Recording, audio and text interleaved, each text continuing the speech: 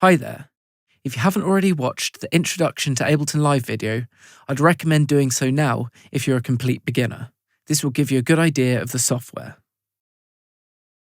So first of all, I'm going to show you how to open up a new set so we can start from scratch.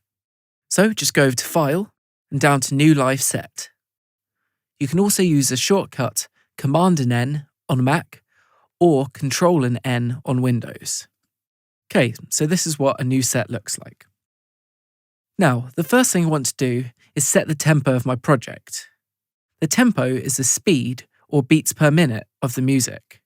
The genre of music I'm going to create is trap, so I've got a good idea of the tempo that I'd like to use. Different styles and genres of music will often have different tempos, so you don't need to use the same as me. However, if you want to follow along and make the same song, then I'd recommend choosing the same. So to change the tempo, go up to the top here where you can see these numbers.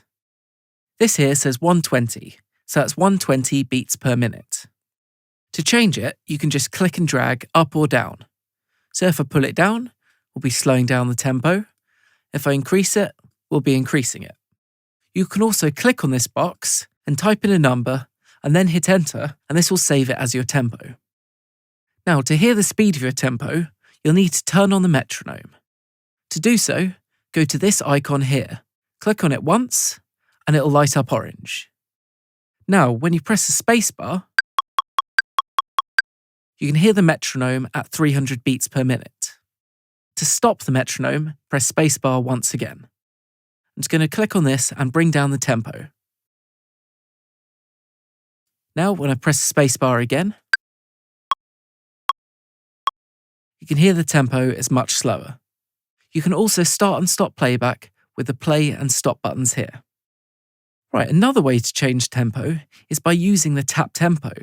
This is a really handy feature which allows you to click a button at the speed you would like your song to be at. So, for example, you can listen to a reference track and tap in time with it to match the tempo.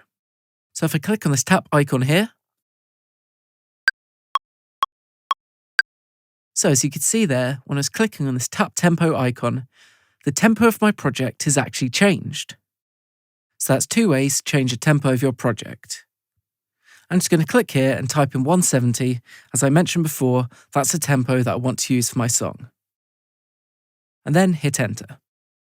So it's not essential that you change your tempo before you start creating a song, but as I say, it does make it a little bit easier to get a vibe for the song you're creating.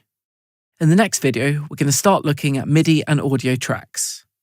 I hope you found this video useful.